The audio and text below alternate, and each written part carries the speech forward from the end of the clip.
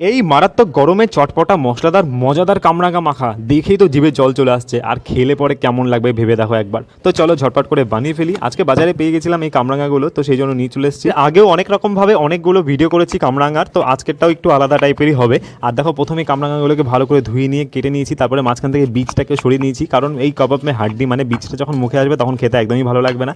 তো কাটা হয়ে গেছে। তারপরে আজকে কিন্তু তেঁতুল দিয়ে করছি, অনেকদিন পরে তেঁতুলটা করা হলো। আর এদিকে শুকনো লঙ্কা পুড়িয়ে নিয়েছি, শুকনো লঙ্কা পোড়াটা দিয়ে দিয়েছি, তারপরে তেঁতুলে পাল্টা দিয়ে দিয়েছি। পরে এক এক করে বিট নুন, চাট মশলা, চিনি আর জলজিরা দিয়ে দিয়েছি। তারপরে এখানটায় ভালো করে এগুলোকে মাখিয়ে নিয়েছি, লঙ্কাগুলোকে ডলে ডলে সুন্দর করে একদম পুরো মাখিয়ে ছড়িয়ে নিয়েছি। তারপরে ভালো করে মাখলে পরে এটা রেডি হয়ে যাবে। আর এটা দেখে কিন্তু দারুণ লোভনীয় লাগছে। তোমরা চাইলে একটু সর্ষের তেলও দিতে পারো, তাহলে ফ্লেভারটা আরও বেশি ভালো হবে।